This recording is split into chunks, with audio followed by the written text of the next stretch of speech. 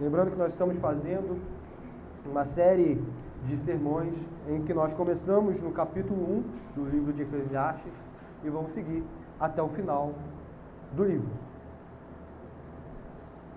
Recapitulando, meus irmãos, no capítulo 5, do versículo 1 até o versículo 7, o irmão Vinícius expôs sobre como um homem que teme ao Senhor, ou melhor, todos os homens, como que eles devem se achegar para prestarem um culto solene diante de Deus. No final, ele diz: tu, porém, teme a Deus. Ele vai, como o irmão Vinícius expôs aqui, colocar sobre os votos de tolos, colocar sobre guardarmos o pé quando entrarmos na casa do Senhor. Ele vai dizer que é melhor que não vote do que votar e não cumprir. Ele vai dizer que nós não devemos falar coisas e depois sermos culpados daquilo que nós falamos. Em suma, ele vai dizer, como o irmão Vinícius depois vai fazer fez uma aplicação com a epístola de Tiago: cuidado com a língua. Ainda mais no culto solene. Ainda mais no culto solene. Por quê?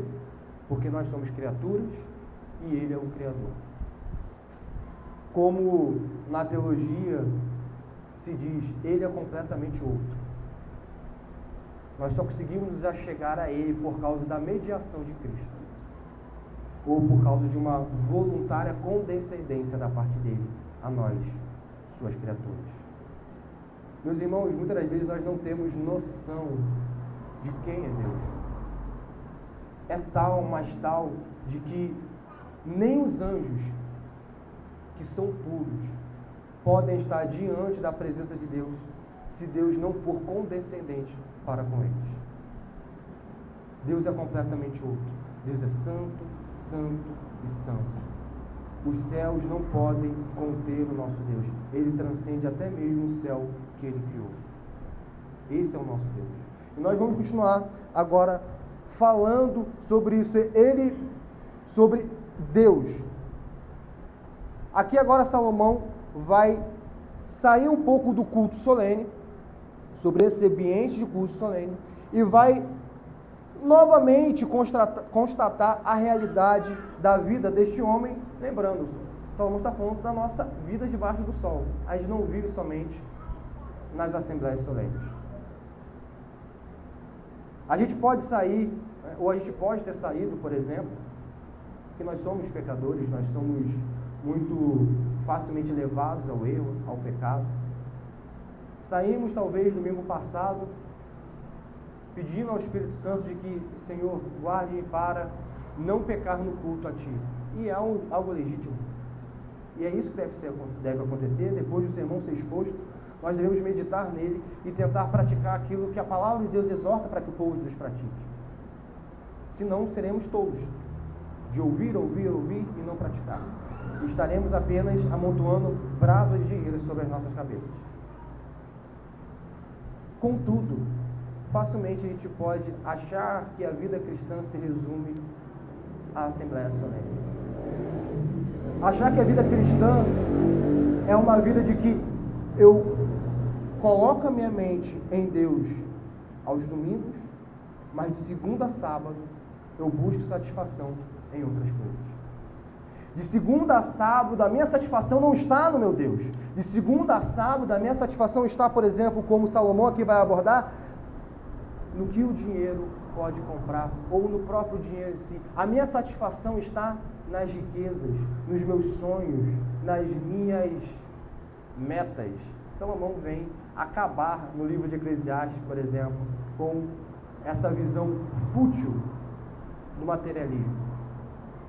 E é isso que nós vamos abordar hoje. Nós vamos abordar um coração cheio de alegria e nós vamos ver que tudo aquilo que não está alicerçado em Deus é uma fonte que se seca, quando falamos de satisfação.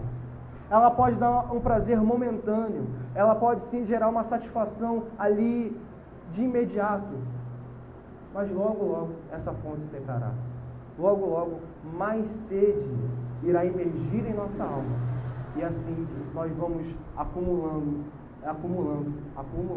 sede em nós mesmos, porque colocamos em objetos criados aquilo que só o Criador pode satisfazer. A nossa alma foi feita para ser satisfeita somente em Deus. Somente em Deus. Vamos ler do versículo 8 até o versículo 20 do capítulo 5. Eclesiastes, capítulo 5, do verso 8 ao verso 20. Diz assim a palavra de Deus: se vires em alguma província a opressão de pobres e o roubo em lugar do direito e da justiça, não te maravilhes de semelhante caso, porque o que está alto tem acima de si outro mais alto que o explora, e sobre estes há ainda outro mais elevado que também exploram. O proveito da terra é para todos, até o rei se serve do campo. Quem ama o dinheiro jamais dele se farta, e quem ama a abundância nunca se farta da renda. Também isto é vaidade. Onde os bens se multiplicam, também se multiplicam os que deles comem. Que mais proveito, pois, têm os seus donos do que os verem com os seus olhos? Doce é o sono do trabalhador que, coma pouco, quer muito, mas a fartura do rico não o deixa dormir. Grave mal vi debaixo do sol as riquezas que seus donos guardam para o próprio dano. E se tais riquezas se perdem por qualquer má aventura, ao filho que gerou nada lhe fica na mão. Como saiu do ventre de sua mãe, assim nu voltará, indo-se como veio, e do seu trabalho nada poderá levar consigo. Também isto é grave mal, precisamente como veio, assim ele vai. E que proveito lhe vem de haver trabalhado para o vento?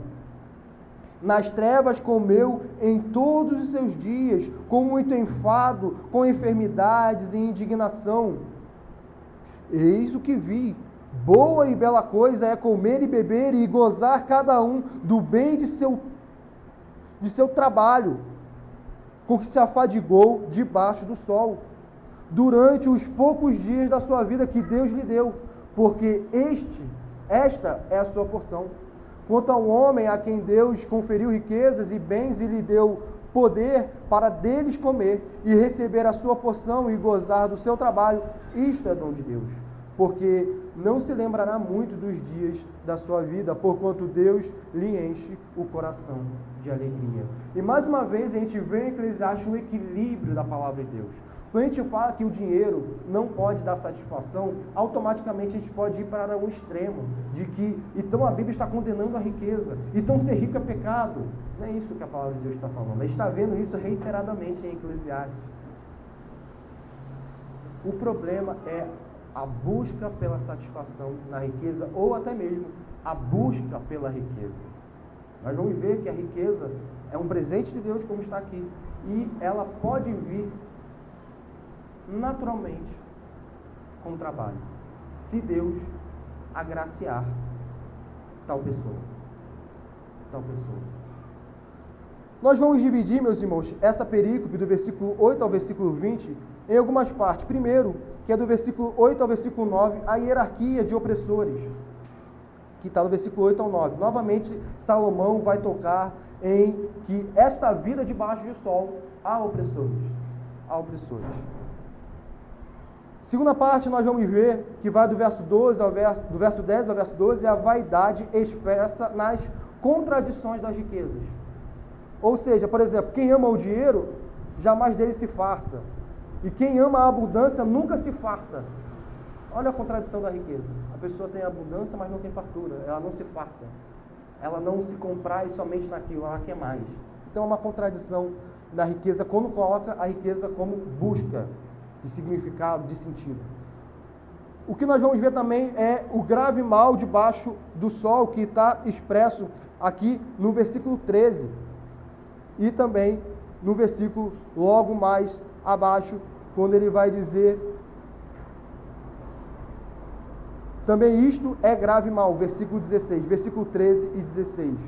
E por último, a beleza da vida, que está do versículo 18 até o versículo 20. Então, é assim que nós vamos dividir o sermão dessa noite, para que possamos compreender melhor o que a palavra de Deus tem a nos instruir nessa noite de domingo. Meus irmãos, o pregador, como ele se autodenomina em Eclesiastes, Ele diz: se vires em alguma província a opressão de pobres e o roubo em lugar do direito e da justiça, não te maravilhes de semelhante caso, porque o que está alto tem acima de si outro mais alto que o explora, e sobre estes há ainda outro mais elevado que também exploram.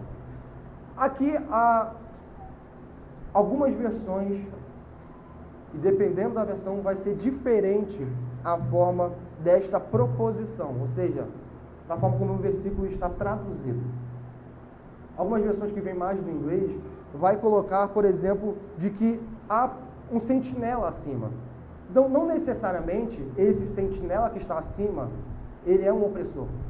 Ele é alguém que explora. Não necessariamente. Há essa versão. E há a versão, por exemplo, da Ara, aquelas que vêm da Ara, que vai falar sobre pessoas que exploram. Por quê? Porque aqui, nessa perícope, Salomão está, no texto original, se utilizando do hebraico e também de algumas palavras que não são comuns no hebraico. Então, com isso, fica mais... acaba gerando pessoas que acreditam que o texto expressa de uma maneira e pessoas que acreditam que o texto se expressa de outra maneira. Por que está ressaltando isso? Porque talvez algum irmão esteja com alguma Bíblia de tradução, por exemplo, inglesa, como a King James, e vai ver que tem uma diferença na tradução. Tá? Então é por causa disso, porque no texto original há uma diferença de algumas palavras que podem vir a ser cruciais somente para a tradução. Somente para a tradução. Mas o significado é o mesmo. Qual? Há opressores debaixo do sol. Novamente, Salomão vem dizer que debaixo do sol há sim opressores e há sim oprimidos. Não importa o sistema de governo, a gente volta novamente a falar disso. Não importa se o sistema de governo é monárquico, é aristocrático, é uma república. Não importa. O sistema comercial também não importa. Sempre vai haver, debaixo do sol, por causa de um mundo de pecado, vai haver opressores e vai haver pessoas que são afligidas por esses opressores. Nós já trouxemos isso aqui, que esta visão não é uma visão que está validando o marxismo. Não. Essa visão é uma visão debaixo do sol. O comunismo pega algo da realidade e perverte isso como uma solução. Por desacreditarem na pecaminosidade humana, eles colocam a culpa central em quem? Nos ricos e no dinheiro e nos meios de produção. O problema não é esse. O problema é o coração humano. Porque se mudarmos a roda, aqueles que um dia foram oprimidos serão os opressores, como acontece em sociedades comunistas. Aqueles que foram oprimidos quando foram para o poder, se tornaram opressores. Por quê? Porque o problema é o coração humano. Marx não tem a solução para a vida debaixo do sol. Não tem. Na verdade, ele traz mais problema do que solução. Por quê? Porque ele quebra diversos mandamentos de Deus. Ele vai contra a palavra. E todo o país comunista persegue os cristãos. Então, quando a gente fala de opressores e oprimidos, nós não estamos aqui dando uma margem para uma visão marxista da vida. Não é isso. Nós estamos falando que a Bíblia diz e que pessoas tentam capturar para si, para dizer que eles que defendem isso. Não, é a vida debaixo do sol. E o autor de Eclesiastes já fala isso. Nós não acreditamos que um governo pode acabar, eliminar. Claro que o governo pode ser um paliativo, se tiver leis justas. Mas sabe quando isso vai terminar? Opressores e pessoas sendo oprimidas? Quando aquele menino que nasceu na manjedoura voltar. Ali vai acabar. Nesse dia haverá um governo perfeito e justo. Nesse dia, a pessoa que oprime o mais fraco será punida por toda a eternidade. E a nossa esperança está nesse dia, no dia que o Filho do Homem descer na glória de seu Pai. É essa a nossa esperança. A nossa esperança jamais pode estar nesta terra, numa vida debaixo do sol. É isso que Eclesiastes está nos ensinando até agora e vai nos ensinar até o final. Debaixo do sol não há solução. Se nós lermos Eclesiastes, estivermos aqui durante todos os domingos e vemos até o capítulo 12 e nós não entendermos que debaixo do sol não há solução, nós novamente voltamos aqui e começamos a falar, fomos tolos. Se achamos que tem solução para o homem debaixo do sol, não tem. Debaixo do sol é morte. Debaixo do sol é uma vida em futilidade, em vaidade. uma vida apenas vista debaixo do sol, não tem sentido. Não tem sentido. Porque, como Salomão diz, trabalha, trabalha, trabalha, para quê? No veio, no voltarás. Você não pode levar nada do que você trabalhou. Tudo vai ficar. Nós vamos ver isso durante o texto. O versículo 9 também, por causa disso que nós já falamos aqui, vai ter algumas versões que vão colocar diferente. Por exemplo, alguns vão acreditar que o rei aqui é uma das soluções do problema. Outros vão acreditar que o rei aqui é um dos problemas. Ou seja, o rei que deveria ser aquele a quem está fora desse sistema de opressão, ele está também inserido. Meus irmãos, aqui isso pode, na nossa realidade, pode muito bem ser algo demonstrado no Estado brasileiro. Se nós esbarramos na burocracia brasileira, nós vamos ver muitas vezes um servidor querendo nos oprimir, como? Dizendo que ele só vai cumprir o seu dever se o corrompermos. E acima dele tem uma outra pessoa que pede para que ele corrompa. E acima dele tem outro, e tem outro. Vários e vários escândalos aparecem aí do Detran e de outros órgãos públicos. Por quê? Porque é a vida debaixo do sol. Os homens são depravados, e ainda mais os homens quando estão longe de Deus. Uma sociedade que não teme a Deus, ela vai fazer de tudo para ter ganho próprio, porque ela não tem padrão de justiça. Não tem padrão de justiça. Então isso não está distante de nós. É porque nós muitas vezes estamos anestesiados, nós somos muitas vezes oprimidos pelo Estado brasileiro e nós nem percebemos. Mas isso acontece. Até hoje. Até hoje. E o versículo 9, nós também podemos dizer que, por exemplo, um rei que poderia ser a solução, ele é parte do problema. Hoje na EBD nós vimos um caso que o irmão Israel compartilhou de governo em que tinha um país pobre, não tinha poços, poços de água, e por causa de um terceiro que veio para o país, fez um monte de poços de água para aquela população. O governo, ao ver isso, quis taxar, quis cobrar imposto sobre isso. Algo que era o dever dele, ele não fez, mas queria cobrar imposto sobre aquilo. Ou seja, versículo 9 aqui, até aquele que deveria ser a solução, muitas vezes ele é parte do problema. Ele também vem e quer o quê? Tirar o lucro da sua terra. Ele quer tirar dinheiro do povo. Ele quer tirar a sua renda. Ele quer tirar a sua renda. E a gente vive isso até hoje. No Brasil, a gente trabalha 5 meses para pagar o Estado. Então, não achemos que nós estamos longe do versículo 8 e versículo 9. O Brasil está muito anexo no versículo 8 e no versículo 9. Tá bom, meus irmãos? Seguindo, nós vimos aqui a hierarquia de opressores que tem, que pode ser Estado, pode ser mercado, pode ser qualquer forma de que o homem consiga inventar para tirar proveito do mais fraco.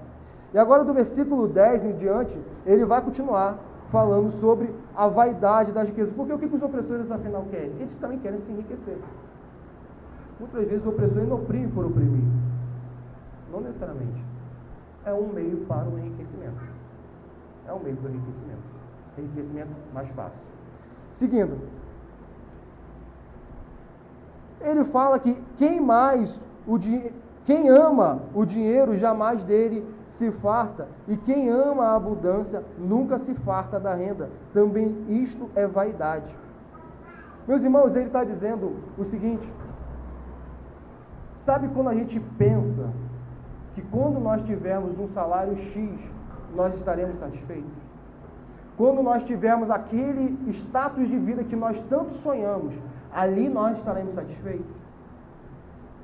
Ele está jogando essa visão no lixo.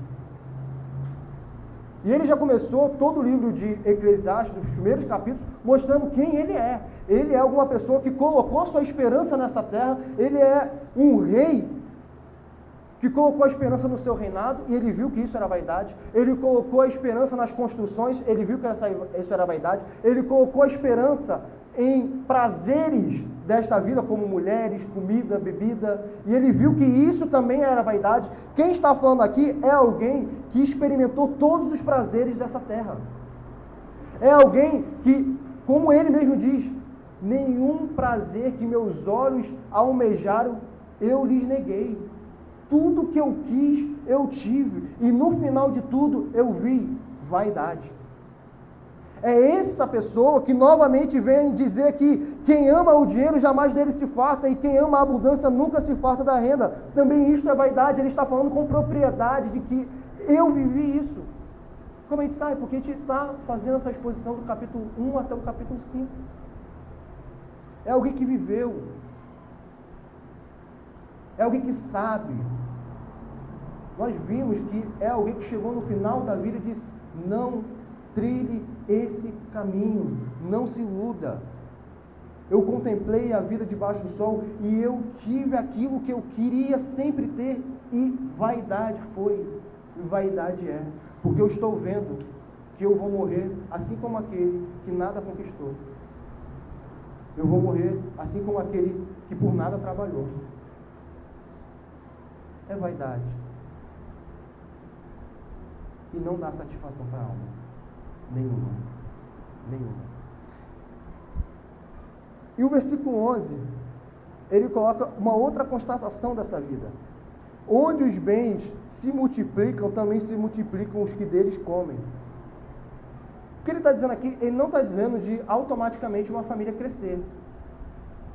Ele não está dizendo que é algo natural, quando uma pessoa é rica, ela vai ter mais filhos. Não, ele está aqui com uma linguagem de sabedoria, com uma linguagem poética, está dizendo assim: quando os seus bens multiplicam, multiplica também os parasitas.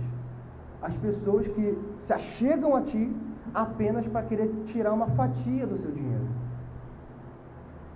É isso que ele está falando. Onde os bens se multiplicam, também se multiplicam os que deles comem.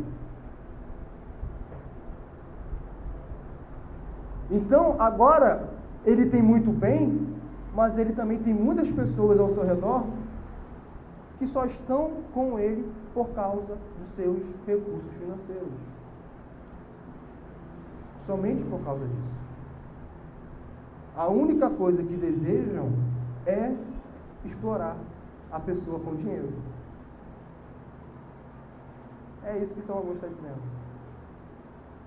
Não ache que quando alguém tiver a vida que almejou, que essa pessoa vai ter tudo. Na verdade, a gente está vendo aqui, vamos continuar vendo, que muitas vezes a riqueza é mais causa de problema do que solução. A riqueza, ainda mais quando buscada, gera mais problemas do que soluções. Por quê?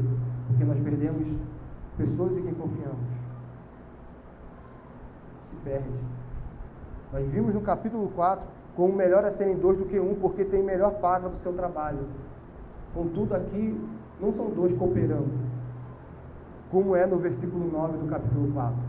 Aqui é um trabalhando, tendo a sua renda, tendo riqueza, e outro parasitando. É isso que está acontecendo aqui. É isso que está acontecendo. Meus irmãos, quando nós falamos, por exemplo, disso, nós não podemos esquecer que numa visão histórica da vida, se nós pegarmos a história, por mais que hoje, talvez ninguém que esteja aqui seja considerado pelo IBGE rico, nós não sabemos, mas historicamente, a sociedade que vive no século XXI é uma sociedade muito rica, até mesmo pobre. Quem tem a oportunidade de ir, por exemplo, em museus onde dormiam, casas onde dormiam os imperadores, reis, nós vamos ver que o nosso colchão é melhor do que desses monarcas antigos. Nós vamos ver que esses monarcas na antiguidade, eles tinham, não sei, 100 escravos, 200 escravos, para abanar eles no dia de calor. Nós temos o ventilador, que é muito mais eficaz do que 100 escravos abanando. ou um ar-condicionado, que é mais eficaz do que o ventilador. Nós somos uma sociedade próspera. Nós somos uma sociedade de ricos, historicamente falando. Então, o rico aqui que não se satisfaz com a sua riqueza, também somos nós, que já somos ricos, historicamente falando, e não nos satisfazemos com aquilo que Deus deu para a nossa geração. Ainda mais no contexto em que nós vivemos, num estado, Rio de Janeiro, numa cidade litorânea, numa cidade em que dificilmente, não falando que não haja, mas dificilmente alguém passe fome. No passado, meus irmãos, 200 anos atrás, as pessoas morriam de fome, morriam de mazelas que hoje não morrem mais, na França, na Inglaterra e muito no Brasil. Esse texto é para nós. Não achemos que é para algum rico. É para nós. Nós somos abastados. Deus tem dado abundância para a gente. Tem dado abundância. A nossa sociedade não sabe o que é passar fome. Dificilmente alguém passa fome. Quando sente fome, belisca alguma coisa. No passado, ficava-se dias sem comer. A pobreza extrema. Então não achemos que esse texto não é para nós.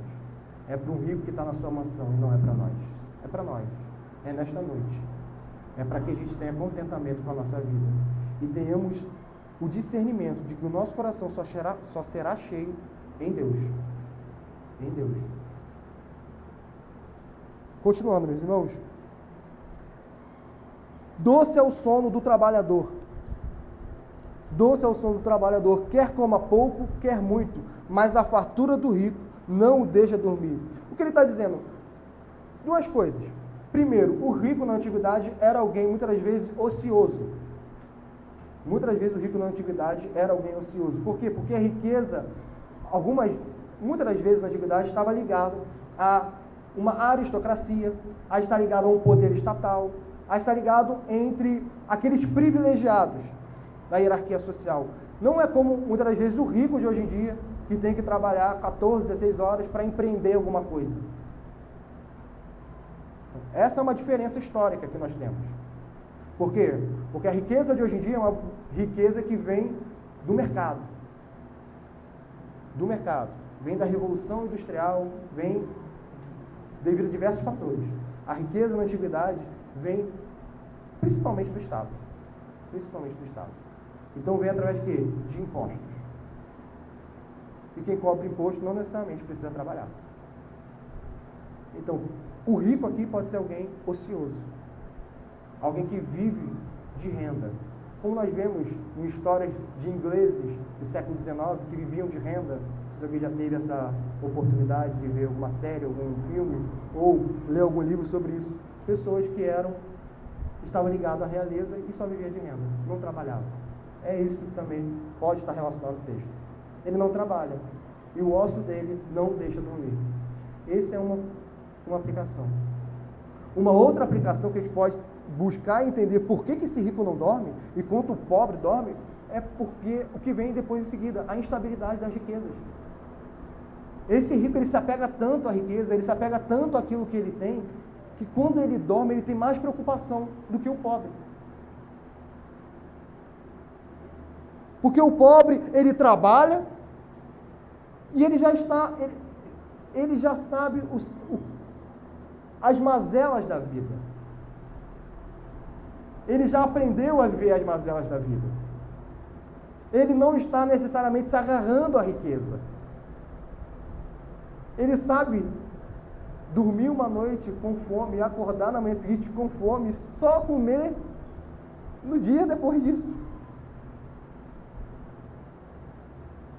Ele sabe que é trabalhar num sol escaldante para tirar o seu sustento.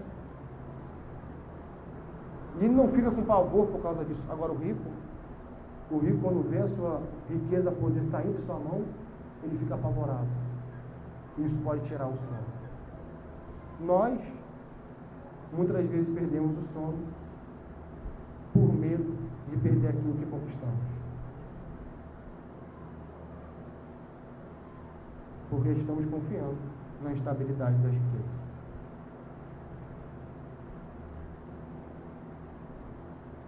E depois ele dizer que doce é o sono do trabalhador, quer coma pouco, quer muito, ele vai dormir, ele vai ter um sono doce. Ele agora vai dizer, no versículo 13, aquela seção que nós já dizemos que foi abordado para a divisão dos versículos, um grave mal que ele viu debaixo do sol. Um grave mal que ele viu debaixo do sol. 2, o primeiro, as riquezas que seus donos guardam para o próprio, olha só a contradição também aqui, para o próprio dano. Ele não guarda essas riquezas para o seu benefício, ele guarda para o seu próprio dano. A riqueza para ele é algo danoso, é algo prejudicial, é algo que nós achamos que, é a palavra de Deus falando, achamos que a riqueza é a solução. A riqueza, quando é buscada como satisfação em si, é dano, é prejudicial. E, versículo 14, se tais riquezas se perdem por qualquer má aventura, ao filho que gerou, nada lhe fica na mão. Ou seja, trabalhou, ele perdeu, teve uma má aventura, e ele não deixou nada para o seu filho. Um princípio bíblico, que a gente não pode esquecer, que nós temos, e isso não é errado, é trabalhar para poder acudir aos filhos. Isso é um princípio bíblico. Trabalhar em prol dos filhos. Este homem aqui, este abastado, ele trabalhou, teve dano para si, e ainda não vai deixar nada para o seu filho. Por quê? Por causa de um infortúnio da vida. Perceba, Salomão não fala o que aconteceu. Salomão não está falando que ele investiu mal. Salomão não está falando que ele trabalhou mal. Vamos colocar na nossa realidade, não é alguém, um comerciante que de repente ele para de atender mal os seus clientes, que de repente ele é desleixado com o seu trabalho, que de repente ele para de se importar com tudo. Não, uma desventura aconteceu com ele, um infortúnio. E quantos infortúnios podem acontecer numa sociedade seca, um comércio pegar fogo, ser assaltado? Quantos infortúnios? Se nós pararmos para pensar quantos infortúnios podem acometer a nós. Pouco tempo atrás, servidores públicos de determinadas áreas ficaram 5 meses sem receber. E se endividaram. E alguns estão pagando essa dívida até hoje. São infortúnios. São infortúnios, meus irmãos. Ele não é necessariamente culpado por esse infortúnio. Infortúnio vem sem avisar quem e tira aquilo que a pessoa trabalhou. E esse homem que depositou a confiança na riqueza, ele perdeu tudo. Tudo. E nem a sua satisfação, e nem a satisfação de morrer tranquilo, de deixar alguma coisa para o filho, ficará. Por quê? Porque o bem mais precioso que alguém pode deixar para o seu filho é o Evangelho de Cristo. É ensinar o filho no caminho do Senhor. Isso é o bem mais precioso. Porque viver querendo deixar apenas bens materiais para o filho é viver querendo deixar algo perecível para os filhos. O cristão, ele vive tentando inculcar na cabeça dos filhos o Evangelho de Cristo Jesus. Para que quando venha a padecer, ele tenha uma leve esperança de que um dia ele encontrará o seu filho nos céus. Se ele não inculca, ele não pode ter essa esperança. Não pode ter. O bem mais precioso que um cristão pode deixar para o seu filho é ensinar a criança no caminho que se deve andar, para que quando cresça, não venha a se desviar. E isso implica, ao levantar, ao sentar. É a todo momento. Não é jogar a criança na EBD, não é jogar a criança no culto, não é jogar um vídeo, um filme cristão. É a todo o momento. É um culto doméstico, é falando com a criança. É isso que a palavra vai dizer em Provérbios, em Deuteronômio 5. É a palavra de Deus dizendo: ensine o seu filho, se esmere, trabalhe por isso. E quando ele crescer, não vai se desviar. Muitas pessoas falam: mas meu filho se desviou, ele foi criado na igreja. Mas como ele foi criado em casa? Ele viu os pais orando, ele teve culto doméstico. Os pais lhe ensinaram um livro todo da Bíblia. Meu filho, vamos começar no livro de João, do capítulo 1 até o final. E vamos entender o Evangelho de João. Quantos pais fazem isso com seus filhos? Meu filho, vamos fazer um cronograma de na sua infância, nós vamos estudar juntos todo o Novo Testamento. Aí quando cresce, se desvia da fé, os pais perguntam: o que aconteceu? O que aconteceu é que não seguiu o que é ensinamento bíblico em Deuteronômio 5. É isso que muitas vezes acontece. Quando não ensina, alguém ensina. O mundo ensina. O mundo ensina. E o mundo é operoso no ensinar. O mundo é ardiloso, é sedutor. É sedutor. Então, qual é o melhor ou o maior bem que um pai pode deixar por filho? Não é riqueza. Porque uma má aventura pode tirar tudo isso. É o ensinar no caminho do Senhor. É isso. Como saiu do ventre de sua mãe, assim nu voltará. Indo-se como veio, e do seu trabalho nada poderá levar consigo. Também isto é grave mal. Precisamente como veio, ele vai novamente reiterar. Assim ele vai. E que proveito lhe vem de haver trabalhado para o vento? Nas trevas comeu em todos os seus dias, com muito enfado, com enfermidade e indignação. Salomão aqui, quando ele olha para a vida debaixo do sol, ele se indigna com uma coisa. Ele se indigna porque, longe de Deus, por exemplo, ele percebe que o homem vem nu, e ele trabalha durante anos. Anos e anos trabalhando. Para quê? Para morrer nu. É essa a vida debaixo do sol. Para vir sem nada e partir sem nada. Por quê? Porque nada do que uma pessoa tem, de fato, é seu. É momentâneo. É passageiro. O concurso que alguém passou, ele vai morrer. Ele não vai poder levar o salário desse concurso. Ele não vai poder levar isso consigo. O emprego que ele tanto almejou, que ele tanto quis conquistar, ele vai morrer e ele não vai poder levar aquilo. Todas as labutas da vida debaixo do sol, que uma pessoa se esmerou, deu o seu melhor, deu o seu máximo, ele não vai poder levar. E não servirá para nada longe de Deus. Nada. Talvez a gente poderia ter uma prática de nos cemitérios colocar as profissões das pessoas, para a gente ver que, visivelmente, do médico até uma profissão que as pessoas consideram desprivilegiada, os dois estão ali. Ninguém levou nada. Os dois estão apodrecendo. Os dois estão sendo comidos pelos vermes. É isso que está acontecendo. É isso que aconteceu no passado. É isso que vai acontecer conosco. Se Cristo não voltar, nós iremos morrer e o nosso corpo irá apodrecer com os vermes. Essa é a realidade nua e crua da vida. Como um escritor certa vez disse: eu fiquei assustado quando eu olhei para a minha mão direita e percebi que eu estava vendo a mão de um futuro cadáver. É isso. Nós vamos morrer. Isso é certo. E nós viemos nu, e nu nós voltaremos. E o que tem trabalhado, para quem será? Que proveito tem? Para quê? Qual o objetivo?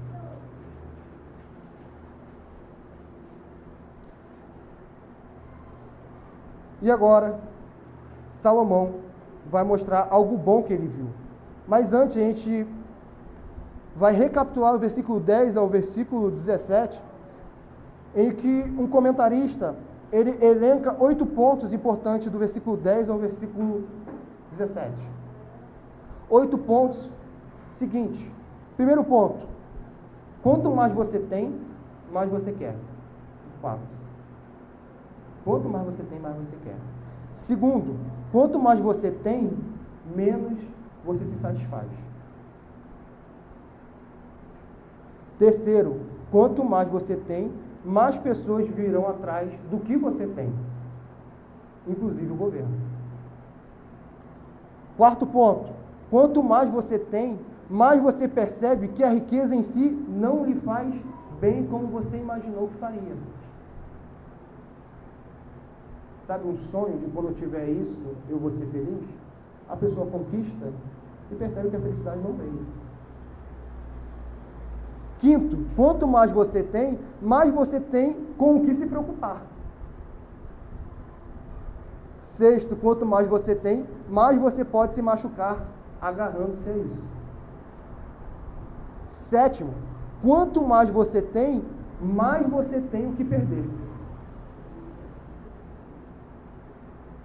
Oitavo, quanto mais você tem, mais você deixará para trás. É essa a realidade da vida, que está exposta do versículo 10 ao versículo 17. Então a gente pode chegar à seguinte conclusão: então a riqueza é um mal. Então o homem que é rico, ele é um desafortunado, ironicamente. Não é isso que Salomão está dizendo. Versículo 18 a versículo 20. Eis o que vi, boa e bela coisa é. Ele já viu coisas terríveis debaixo do sol. Já viu opressão e já viu pessoas que vivem na futilidade de se agarrar a dinheiro. Resumindo. Mas agora ele está vendo algo bom. Eis o que vi. Boa e bela coisa é comer e beber e gozar, ou seja, se deleitar, se satisfazer. Do que cada um, perceba, cada pessoa individualmente, cada um do bem de todo o seu trabalho. Ou seja, se satisfazer do seu próprio trabalho, não é se satisfazer do trabalho de outro. É se satisfazer do seu trabalho. Isso é o quê? Isso é algo bom e algo belo. É o que Salomão diz aqui. Boa e bela coisa é comer, beber e gozar cada um do bem de todo o seu trabalho. Se deleitar o trabalho do outro, não é um verdadeiro deleite. Não é. Porque a pessoa que faz isso é uma parasita, segundo a palavra de Deus. É um parasita.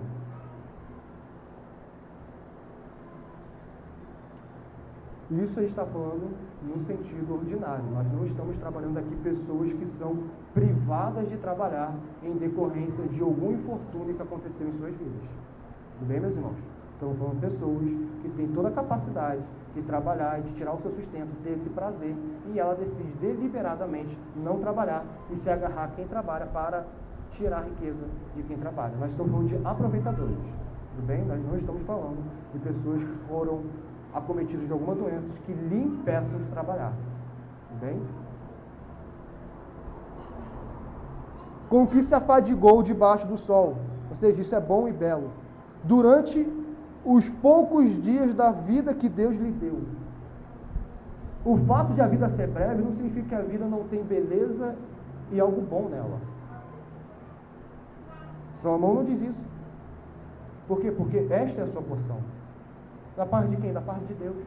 Ele está dizendo o quê? Ele está dizendo a pessoa que trabalha, come e bebe do fruto do seu trabalho e se contenta com isso e se satisfaz nisso, ou seja, goza do fruto do seu trabalho, entendendo que esta é a porção que Deus lhe deu, e não olhando para o seu trabalho, olhando para o que conquistou, e querendo mais, e querendo mais, e querendo mais. Uma pessoa que vive uma vida de contentamento com aquilo que Deus lhe deu, sonhando a realidade, ou seja, tendo desejo de satisfazer coisas que o seu nível social pode satisfazer, essa pessoa é uma pessoa feliz. Porque existem pessoas que têm um desejo de fazer viagens e viagens, mas ela não tem condição financeira disso. E ela acredita que ela vai ser feliz no dia que ela viver viajando. E não importa o que o mundo diga. A realidade nua e crua é: a pessoa pode morrer e nunca sair do país. Uma pessoa que acha que a felicidade dela está no futuro, ela não entendeu o que é felicidade. Se ela acha que a satisfação da alma dela está quando ela conseguir conquistar aquilo que ela almeja conquistar, ela não entendeu o que é satisfação. Ela não entendeu o que é alegria. A alegria é algo que está ligado ao contentamento daquilo que Deus deu a nós. Contentamento. É pedir a Deus para eu ser feliz nele hoje, entendendo que amanhã não existe para nós. Não existe. E agora ele vai dizer, quanto ao homem a quem Deus conferiu riquezas. A gente perdeu isso de vista. A gente muitas das vezes olha para o rico com inveja. Agora o rico que eu estou falando aqui, de acordo com a nossa condição social, ou seja, de acordo com aquilo que a nossa sociedade fala que é rico mesmo. Ou seja, nós temos, ainda mais na cultura brasileira, a percepção de aquela pessoa que é rica, ela é rica porque ela roubou de alguém, ou o familiar dela, antepassado, roubou de outra pessoa, e assim ela é rica. Ou porque ela é gananciosa, ou seja, todo rico ele é ganancioso em si e por si mesmo, porque riqueza está ligada à ganância. Salomão está dizendo não, essa é uma visão muito diminuta da palavra de Deus. Nem todo rico é ganancioso. Quem acredita nisso está tendo uma visão muito aquém da palavra de Deus. É claro que o rico, ele é mais tentado ao pecado da ganância. É claro. Mas, porque a pessoa rica ela é gananciosa, isso quebra até do 9º mandamento. Falso testemunho. Não. Nós tratamos as pessoas individualmente. Existem ricos gananciosos, existem ricos que não são gananciosos. Por quê? Porque, meus irmãos, quanto ao homem a quem Deus conferiu riqueza, riqueza vem da parte de Deus. Eclesiastes vai seguir, nós vamos ter um texto sobre isso. Uma realidade nua e crua da vida, que o segredo, que algumas pessoas querem vender o segredo da riqueza, e dizem, é só acordar às 4 da manhã, e ir dormir às 11 da noite, e você vai conseguir ser rico. Não. No fim das contas, a riqueza vem da parte de Deus. Algumas pessoas acordam cedo e dormem tarde, e jamais serão ricas nessa vida. Mas tem uma coisa, quanto ao homem aqui, olha, dom de Deus não é a riqueza que foi conferida por Deus. Dom de Deus é o homem a quem Deus conferiu riqueza e conferiu satisfação. Mas satisfação não na riqueza. Essa é a diferença. Esse dom que Salomão está falando aqui não é riqueza, novamente, não é riqueza. É quando Deus dá para esses homens tanto a riqueza quanto a correta satisfação. Isso é um dom de Deus. Agora, quando é riqueza sem satisfação, podemos dizer que a riqueza veio da parte de Deus. Veio, mas veio até como juízo para esse homem. Podemos dizer. Por quê? Porque Deus é soberano, Ele controla tudo. Até o dinheiro que entra e sai dos nossos bolsos. Deus controla. Ou o nosso Deus não é soberano? Até os infortúnios que acontecem na vida, nossa, foi soberanamente governado por Deus. Não podemos esquecer disso. Deus é soberano sobre tudo. Tudo, Deus é soberano, inclusive sobre nossas finanças. Não colocamos Deus à parte em uma realidade criada. Deus é soberano sobre tudo. Minhas finanças, Deus não é. Deus é. E Deus pode nos dar ou tirar de nós. Ele é Deus. Ele é Deus. Mas aqui no versículo 19 a 20, ele diz, quanto ao homem a quem Deus conferiu riquezas e bens, e lhe deu o poder para deles comer e receber a sua porção, e olha, e gozar do seu trabalho, ou seja, e se deleitar. Deus está dando tudo isso. E está dando o deleite. Isso é importante. É tudo isso. Não é só uma coisa, não é só riqueza, não é só comida. É riqueza, bens, poder para quê? Para deles comer e receber a sua porção e gozar do seu trabalho. Isto é dom de Deus. Porque não se lembrará muitos dos dias da vida, porquanto Deus lhe enche o coração de alegria. O que Salomão está querendo dizer aqui? Uma característica da pessoa que não tem prazer na vida é uma pessoa que vive sempre se lembrando do passado, em tom nostálgico, com descontentamento com o presente. Isso é uma das características. Não é lembrar do passado, não é lembrar das alegrias do passado, não é isso que nós estamos falando. É lembrar do passado, nostalgicamente, com o quê? Com um descontentamento com o presente. É isso que nós estamos trabalhando aqui. Por quê? Porque quando essa pessoa tem o dom de Deus, ela nem lembra muito dos dias da sua vida. Porque a alegria é do hoje. Ela está vivendo a alegria em Deus hoje. Ela não precisa se agarrar no passado. Deus está dando tantas bênçãos para ela, que ela hoje se alegra em Deus. É isso que o autor está dizendo. Naquele tempo era melhor, o saudosismo. Muitas vezes isso é descontentamento. Isso é descontentamento. Porque não se lembrará muitos dos dias da sua vida, porquanto Deus lhe enche o coração de alegria. Meus irmãos, o autor, um comentarista, na verdade, ele faz a seguinte observação: a capacidade de desfrutar riqueza, família, amizades, comida, trabalhos, prazeres, tanto sexuais quanto em alimentos, muitos mais, ou qualquer outra dádiva, vem exclusivamente de Deus, quando é corretamente direcionado. Tá? A satisfação é vendida separadamente, ou seja, é isso que nós estamos falando. A satisfação, ela não vem em um combo junto com tudo. Riqueza, comida, poder e satisfação. Não é combo. A satisfação vem à parte. Deus dá à parte para quem Ele quer. Olhando em outros textos da Bíblia, né, nós temos a graça comum, sim, mas vamos nos apegar, na noite de hoje, ao homem que anda retamente diante de Deus. Aquele que vive uma vida de arrependimento. Quando a gente fala vive retamente, a gente não está falando de perfeição, meus irmãos. Não é isso. A gente está falando de um homem que vive retamente, sabendo de sua imperfeição, e quando ele peca, ele se arrepende e volta. É isso que é viver retamente na Bíblia. É isso que é viver retamente. Assim, os versículos centrados em Deus, no final de Eclesiastes 5, nos chamam de volta para a alegria que só podemos encontrar em Deus. A pessoa que encontra o maior prazer na vida é aquela que conhece Deus e que tem um relacionamento com Ele por meio de Jesus Cristo. Essa é a pessoa que tem um verdadeiro significado e verdadeira satisfação nessa vida. Que conhece Deus na mediação de Cristo Jesus. É isso que essa película está dizendo.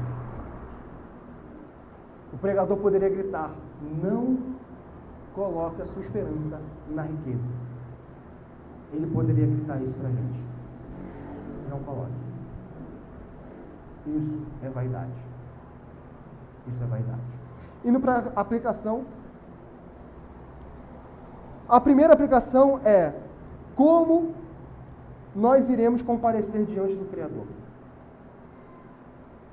Porque se a gente vive esta vida longe de Cristo, até no sentido espiritual, dizendo, nós nascemos nu e morremos nu, e estaremos nu diante de Deus, ou seja, somente com a nossa justiça,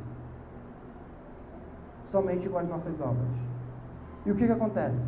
A palavra de Deus diz: quem comparece diante de Deus no julgamento apenas com a sua justiça, com as suas obras, estará fadado ao inferno, porque justiça humana não pode herdar os céus, porque somos pecadores.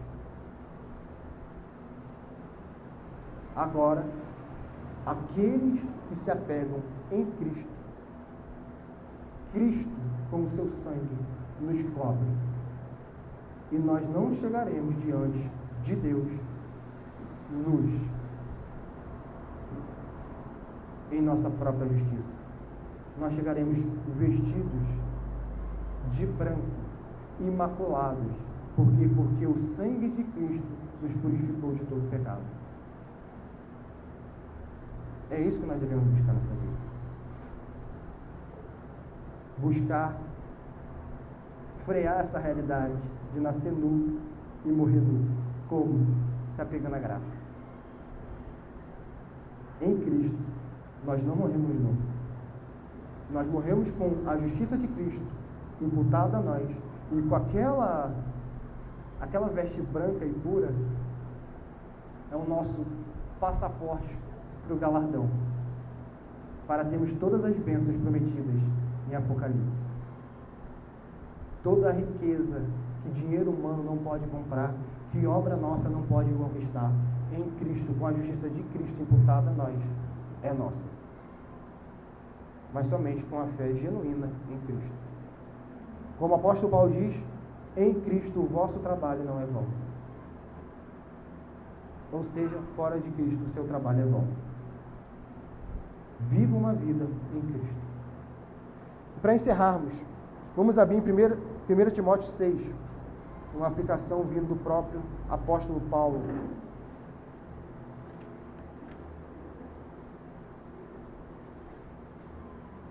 1 Timóteo, capítulo 6.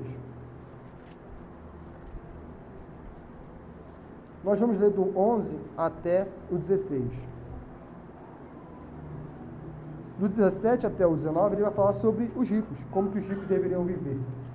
Ou seja, Paulo já está pressupondo que na igreja tem rico. Na igreja cristã tem rico. Versículo 11, do capítulo 6 de 1 Timóteo. 1 Timóteo, capítulo 6. Melhor, meus irmãos. Do versículo 6 em diante. Timóteo 6, 6 em diante. 1 Timóteo 6, 6. Diz assim: de fato, grande fonte de lucro é a piedade com o contentamento. Nós não vimos aqui contentamento? Qual é a fonte de lucro? Piedade com contentamento. Ou seja, qual é a fonte de ganho? Porque nada temos trazido para o mundo, nem coisa alguma podemos levar dele. Tendo sustento e com o que nos vestir, estejamos contentes. Se você tem o que comer, se você tem com o que se vestir, esteja contente com isso. É isso que o apóstolo Paulo está dizendo, o contentamento tem que vir até mesmo nas mínimas coisas dessa vida. Porque nu você veio e nu você voltará. Se você tem o que comer, se você tem o que se vestir, esteja contente em Deus com isso. Ora, os que querem ficar ricos caem em tentação e cilada e em muitas concupiscências insensatas e perniciosas, as quais afogam os homens na ruína e perdição. Ele está falando de inferno aqui. Aqueles que buscam a riqueza, eles têm um grande risco de perderem a sua alma, porque estão buscando satisfação nas riquezas. Porque o amor do dinheiro é a raiz de todos os males, e alguns nessa cobiça se desviaram da fé e a si mesmos se atormentaram com muitas dores. Por causa da cobiça dos seus olhos, eles atormentam as suas almas com muitas dores. Muitas pessoas hoje estão doentes da alma por causa da cobiça dos olhos. E não há psicólogo que possa tirar essa dor que vem devido à cobiça.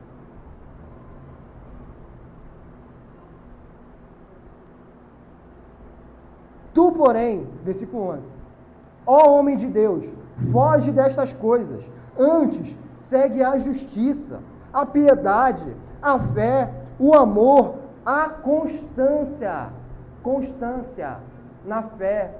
Continue diligentemente no caminho que começastes a trilhar e vá até o fim deste caminho. Constância na fé.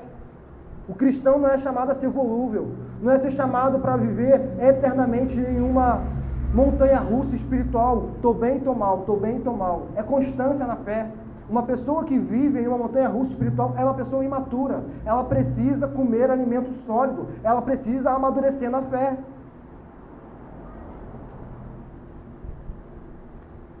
Mansidão.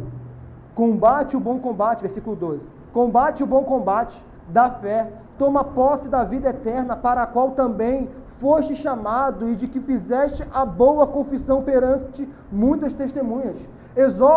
Exorto-te perante Deus, que preserva a vida de todas as coisas, perante Cristo Jesus, que diante de Pôncio Pilatos fez a boa confissão, que guardes o mandato imaculado, irrepreensível até a manifestação de nosso Senhor Jesus Cristo, a qual em suas épocas determinadas há de ser revelado pelo bendito e único soberano, o Rei dos reis e Senhor dos senhores, o único que possui imortalidade. Os homens buscam imortalidade com as suas riquezas, não vão conseguir, vão morrer e as riquezas vão ficar, porque o único que possui imortalidade em si é Cristo. O único que possui imortalidade, que habita em luz inacessível. Cristo é Deus. Cristo também, ele é completamente outro. Ele teve que se tornar homem semelhante a nós para ser o nosso mediador, porque ele, em si mesmo, habita em luz inacessível. Porque ele é Deus. A quem homem algum jamais viu, nem é capaz de ver. A ele honra e poder eterno. Amém. Ao final de Eclesiastes, a gente tem que pegar 1 Timóteo 6, do 6 até o 16, e cravar isso em nosso coração, porque amanhã a gente vai acordar e o mundo vai estar nos tentando a acreditar que a satisfação da nossa vida está na nossa carreira, está nos nossos estudos, está no nosso bens, nos nossos bens materiais. E isso vai continuar. Segunda, terça, quarta, quinta. E se nós não guardarmos Eclesiastes 5, do 8 até o 20, e 1 Timóteo 6, do 6 até o 16, nós podemos estar em grande tormenta e podemos estar correndo grande risco se não seguirmos a mensagem apostólica. Lembremos, a satisfação dos homens se encarnou. A satisfação dos homens viveu entre os homens. A satisfação dos homens foi crucificada. Morreu e ressuscitou ao terceiro dia. Subiu aos céus e falou: voltarei. Vivemos uma vida na satisfação em Cristo, que é a nossa verdadeira satisfação. Vamos orar, meus irmãos.